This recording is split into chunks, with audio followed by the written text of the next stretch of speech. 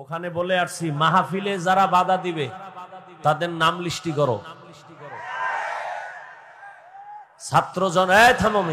ছাত্র জনতার আন্দোলন হয়নি, সফলতা হয় নাই উলামায়ে কেরাম মাঠে না আসা পর্যন্ত। মুসলমান প্রয়োজনে আবার জীবন দিবে। মুগ্ধ কেন, আবু সাইদ কেন আবার জীবন দিবে? কোনো ব্যক্তির জন্য না, নেতার জন্য না, কোনো দলকে ক্ষমতার থেকে নামানোর জন্য আর উঠানোর জন্য না, দেশের জন্য, মানবতার জন্য, ইসলামের জন্য। কাফনের কাফন রেডি রাখো, আবার ডাক আসবে, আবার নামবো, আবার জালেমের বিরুদ্ধে আন্দোলনে নামতে হবে। উলামায়ে কেরাম বুক ফুলায় বয়ান করবেন।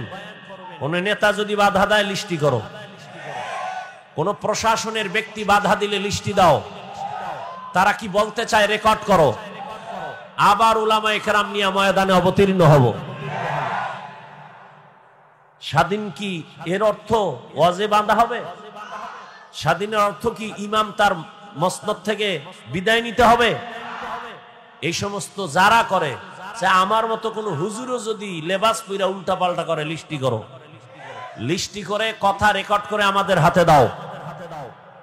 ইনশাআল্লাহ কোন ব্যক্তি কারো উপরে জুলুম করবে, সে যেই হোক, সোনার বাংলায় তাকে ঠাই দেওয়া হবে না ইনশাআল্লাহ। আল্লাহ হেদায়েত দান করুন। কেউ যদি দাঁড়ায় বলতে পারেন নবীজির আদর্শ থেকে আরেকটু সুন্দর আদর্শ আছে জিয়াউর রহমান সাহেবের কাছে, আল্লাহর জাতের কসম, আমি নবীরটা বাদ দিয়ে আমি জিয়া সাহেবেরটা নিব, আমি নবীরটা বাদ দিয়া শেখ মুজিবের সাহেবেরটা নিব। আমার ইমানের কথা আমি বলছি, ভালো করে বুঝবেন, তারপরে আওয়াজ দিবেন। রসুলের থেকে আদর্শ যদি কেউ বলে আব্রাহাম লিঙ্কনের মধ্যে আছে, আমি তারটা নিব, নবীরটা বাদ। পারবেন? পৃথিবীতে ১৫০০ বছর পর্যন্ত বহু পণ্ডিত আদর্শ বিক্রি করেছে,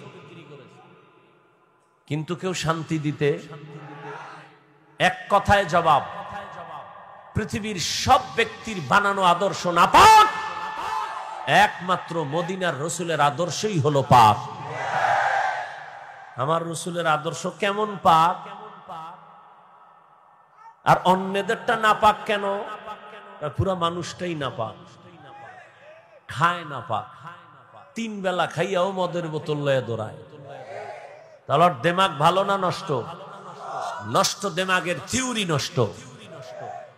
3 বেলা খাইয়াও এরপরে গাঞ্জা খায়, 3 বেলা খাইয়া বিড়ি টানে, আল্লাহর দেয়া নিয়ামত খাইয়া নাপাক খায়। নাই